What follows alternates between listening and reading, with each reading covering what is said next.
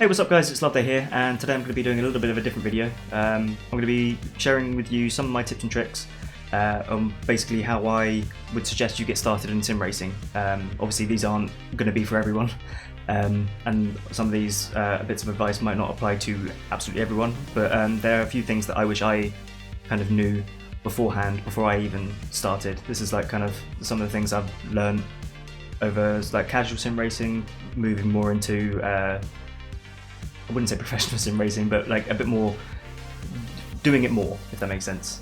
So some of these things are some points that I wish I kind of knew beforehand before I bought anything, and then a couple of things are to do with actually inside of the sim of your choice. So yeah, I'll have timestamps below in the description so you can have a look at everything, and if you kind of know one already, you can just skip to the next one. Everything's all to be in the description anyway. So yeah, if it doesn't apply to you, you can just skip it. So yeah, before we get into it, I'm going to sell myself out a little bit. If you find any of these tips helpful or anything, then please drop a like, subscribe, and fondle that little notification bell and see all my videos as they're uploaded. Alright, with that shilling out of the way, let's get into it. This is the list of things that I wish I knew before getting into sim racing. The first thing I'd say is before you buy anything, have a budget in mind, because sim racing can get quite expensive. I don't know if you have looked at some of the high-end gear, like the Fanatec direct drive wheels, any other direct drive wheels. They can get a bit expensive. But if this is your first kind of step into sim racing, it's probably better to go with a slightly lower end gear, just because it's, you don't know if you're going to be doing it forever. Like, I didn't know I was going to enjoy sim racing as much as I did. I started off with a Logitech G27. Let's just put it that way. So you don't really want to spend a lot of money and not know if you're going to carry on doing it. So for the long-term goal, it would be get some decent gear. But for the short term, if you're not quite sure, get some cheaper gear. There's some amazing cheap gear out there, like the Logitech G920 or G29, G920, depending on your platform. They're pretty damn good. I think gonna shout someone out, even though they've got more subs than me.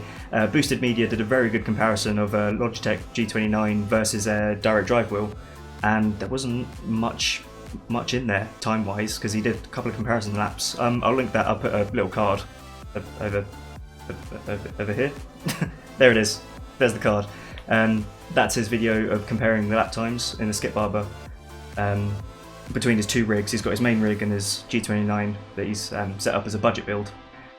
Really does kind of give you the idea that just because you've got high-end gear doesn't mean you're going to be faster. It is just a case of get what gear you can afford and then progress from there, because you're going to be quick. If you're quick, you're quick. It doesn't matter about the gear. So yeah, I'll leave some of the links down below as well for some cheap gear, and if you do want to just splash out and go all out with the Fanatec stuff, I have got an affiliate link down below if you want to check that out. So yeah, if you do already have a rig or a wheel set, sorry, then if you are looking at upgrading with that, the first thing I would suggest is go for the pedals.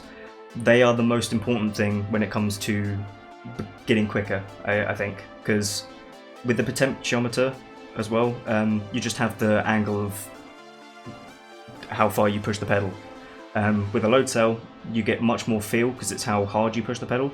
You can really learn your brake spots, and everything about the pedals is just better when you have that feeling, if that makes sense. So if you've got a potentiometer based pedal, even if you've got a G29, you can get some upgrade packs, like our third-party upgrades for that as well, which increase the feeling of the pedal and do make it a lot better. You're also going to have to consider what you're going to be mounting your wheel to, which actually leads us into our second point, which is get a rig that fits your space. I don't mean fills your space, so like I've got a pretty decent sized room here. I don't want one that fills everything up. So I mean, just starting something that's sturdy but kind of compact, especially if you're not going to be doing this all the time. Because when I started out, I had my I think I had a G27 on my desk, and that's all I had, and it was great.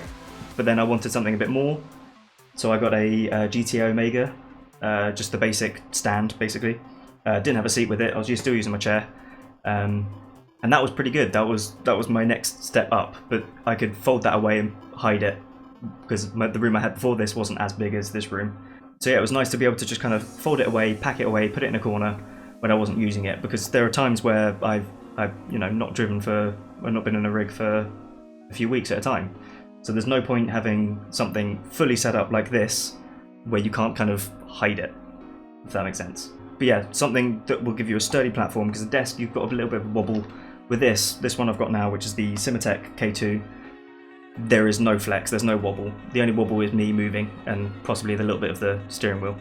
So there's nothing really that can move on this, which is fantastic for when you're in a long session and you don't want anything to come off. For me, I know that I had a few issues with my desk where the wheel would come off. So yeah, hard mounting it to something like a rig, as long as you've kind of got something sturdy but also compact, depending on how you want to deal with everything. Yeah, like I was saying, something that can fold away, not like this one, but something that can fold away would be probably ideal for most people, and it does kind of avoid somebody walking into your room and going, what the fuck is that? Yeah, because my girlfriend doesn't really like this, but I've managed to find a place to slide it about and get it out of the way, so she hasn't killed me yet. Obviously, there's nothing stopping you from getting this to begin with, or something like this. There are larger rigs around. Obviously, it's just a case of your budget and what space you have, and if you're willing to, fill up that space. But like I said, yeah, bonus tip as well, if your rig supports it and you're on carpet, I would invest in some carpet sliders. Honestly, it was the best idea I've ever had. Being able to literally just slide this around my room without any effort. Oh, honestly, best decision ever. Number 3, once you've got your rig and your wheel, you want to decide what you're playing on. If you're on PC, you can obviously basically choose whatever you want. You can have like a large TV, single screen monitor, triple screen monitors, you can even go ultra-wide, hell, even VR. You just got to decide what works best for your situation and place, and your space as well. Again, I'm going to go into it again, budget. Always try and budget yourself, because I've put myself into a bit of debt with this. Nothing that I can't pay off, so don't feel sorry for myself. I did this to myself. But yeah, you want to kind of decide what you've got, what you want, and then build from there, instead of going, I want that, that, and that, and then can't afford it, and then get upset, because it's not worth it. It's really not worth it. Personally, what I would do when it comes to the monitor situation, I would go with a single screen and VR. That's just my personal preference. Obviously, everyone's personal preference is different. If you can't afford VR, which I'll touch on in a second, then obviously you want to just stick with what you've got. If you've got a single screen already, then just kind of stick with that. One thing I would suggest though is that you don't just go out and buy a big TV to put right in front of you. I've seen a couple of horror stories basically of people buying a big, well, not quite horror stories, but buying a big TV, having it right in front of them, thinking it's amazing, and then switching over to a single monitor, or even triple screens, or even a single monitor, and then going, oh, actually I should have done this to begin with. So it's always worth just kind of figuring out what you want from your rig, and then kind of progressing from there, instead of going all out and then figuring out you've made a wrong decision. Coming back to what I was talking about earlier about virtual reality, amazingly it's coming down in price. It's becoming more accessible, more like mainstream, I guess. So you can quite easily find an Oculus Rift, a Vive, for quite low prices, and most sims now are starting to support them. Obviously there are some that don't support them, that's why I suggest either kind of a nice single monitor, because in my center monitor I've got 144Hz, 1080p, just almost bog standard, just the fact that it's 144Hz in the center, and then I've got two side monitors which are 60Hz, not the best in the world, but they kind of match the whole surround. If I do decide to do triple screens, obviously some games don't support VR or triple screens, so single monitor is probably the way to go for just the basics. Unfortunately, if you're on console, there's not much you can really do bar the PSVR. In regards to different monitor setups, you can't really go with triple screens. So it's either just a single nice monitor or a big TV. It's completely up to you what you've already got, what you want to get. Again, budget. As long as you set up your FOV correctly, it almost doesn't matter what you use. So yeah, like I said, FOV is probably one of the more important things to touch on with your monitor setup. It doesn't really matter as long as your FOV is set correctly. I'll link a video in the description, or have a card in the corner somewhere that goes more into detail in how to set up your FOV and what it actually is, because obviously I don't know much about it. I just know what I need to set it to and how to do it. But I'll show you a video, I'll put a card up, and it will basically explain everything and as to why you need to do it and the best way to do it and set it up. Number 4, here's a quick one: force feedback. This is something I wish I did to begin with, was find a force feedback setting. For me, it's quite fortunate. I have force feedback settings on the rim itself, or on the wheelbase itself, controlled by the rim. So I can set it and forget it on here, near enough. So I have different profiles for different games on here, but I like having it almost the same all the way through, and then adjusting the settings in-game to match. So most of the games not feel the same, but have the same weight, if that makes sense. So all of the reactions that I'm doing in the car in each sim correlate, so then they can kind of be transferred between sims. There's no point going in one game having really heavy force feedback and then the next game you've got really light force feedback. It just you don't get the same kind of twitch reactions, I guess. So with force feedback, it's always best to just figure out what you like and then try and match everything to that. And again, force feedback settings vary between person and person. Some people quite like it heavy, some people quite like it light. It depends, up to you. You're just gonna have to fiddle and come up with what's best for you. Another quick one in the same vein is the control scheme. So what you'd want to do, personally, I would suggest that you kind of keep your controls similar between sims. So if you've got a button that's pit limiter in one game and then it's something completely different in another game, you don't want to be going up into the pit lane, pushing the button, running past the pit lane line, wondering where you got a penalty and your wipers are going mad. You just kind of want to know what your buttons are, especially in VR. If you do end up getting VR, you want to know what your buttons are, where they are, what they do, and just not have to think about where your controls are. You should just be second nature to just trying to go, oh, I want to do this, it's that button. Oh, I want to change my brake bias, I'll just flick that. That's basically my little tip, one of my little tips, just to make everything a bit easier. Number 6, practice laps make perfect laps.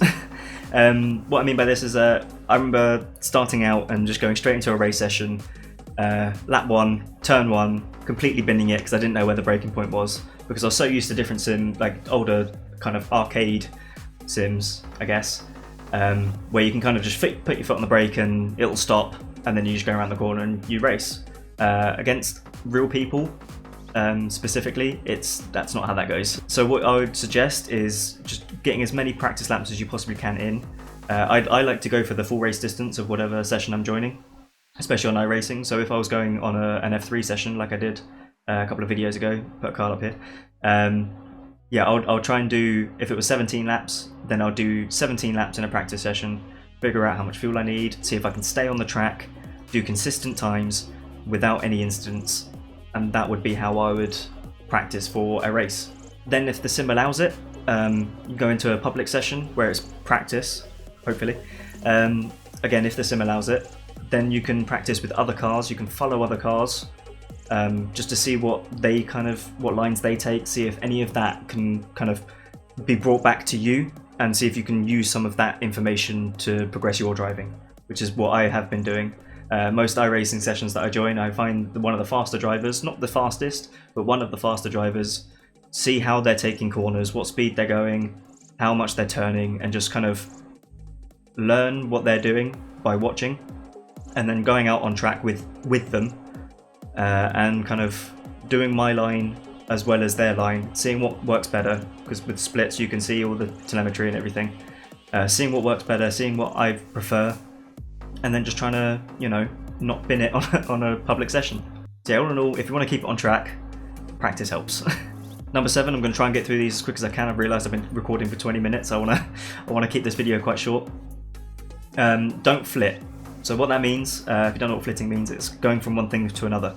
So in the context of sim racing, it's don't keep swapping between cars because either you're bored or you don't like it at the moment, or for any number of reasons.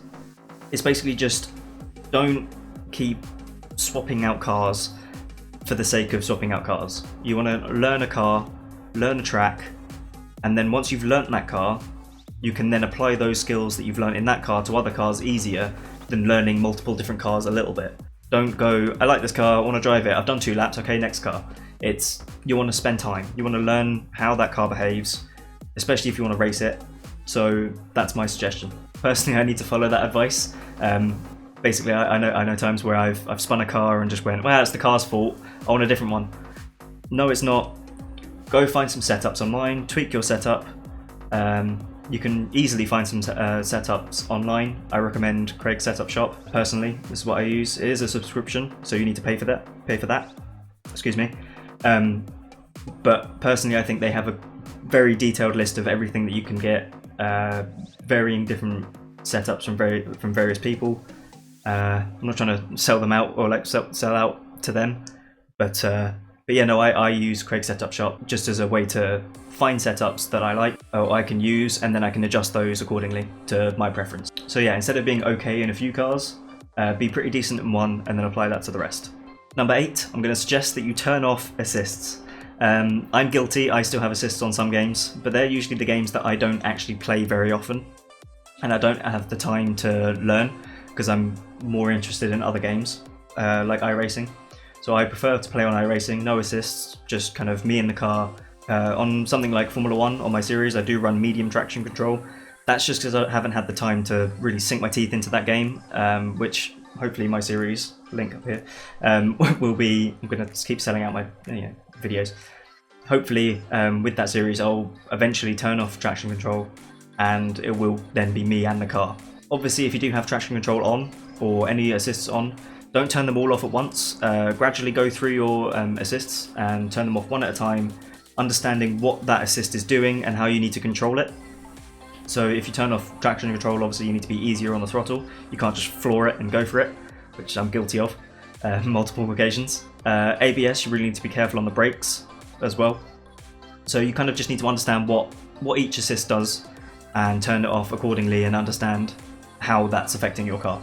So yeah, like I said, don't feel rushed, just take your time, turn them off one at a time, and watch your lap times improve, hopefully. When it comes to the actual race, one of my suggestions would be to race the track and not the car in front. So what I mean by that is, when you're following a car in front of you, it's quite easy to just kind of follow their line, whether it's a good line or not. So I've done this on multiple occasions where someone's gone wide around a corner and lost a lot of time, and I've just followed them because I wasn't concentrating on my race, I was concentrating on theirs. I was more focused on trying to get past them or get close to them than I was trying to drive a quick time, which is not always what you want to do in a race. You don't want to just drive a quick time, but sometimes a quick time gets you closer to a car in front of you to where you can then go for an overtake. So if you just, instead of me following that guy around that corner, I could have done my line, I could have cut inside of him and then got the overtake done on that corner. Because I was following him, I went wide with him, and we both basically stayed the same distance apart.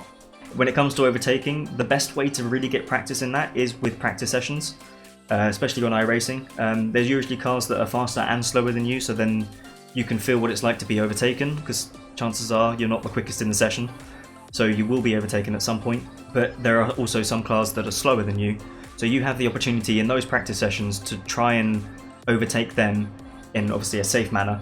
But if you do end up binning it, you've not got the consequences that would be in place in a race session, especially on iRacing.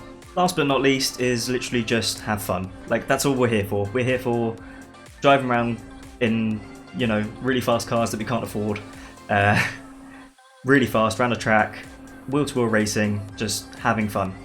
And if you're not having fun, have a break. If you're not having fun in general, then you're doing it wrong, because the whole point of this, I've seen some people say that sim racing isn't supposed to be fun. I think they're wrong, personally.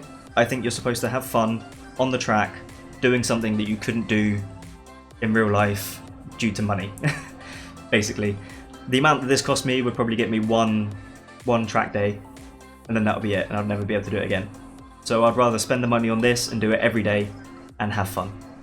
Alright guys, so there are my 10 or so tips. Some of them I picked up early, some of them I picked up recently. Obviously some of them I could have explained a bit better, but hopefully you understood where I'm coming from with most of these, and I hope that they help in some way or another. So yeah. So yeah guys, if you like this video, give it a like. If you didn't, give it a dislike. Feel free to subscribe and hit that bell so that you can be notified whenever I upload a video and when they're released. And I'll see you in the next video. Alright, cheers guys. Every time.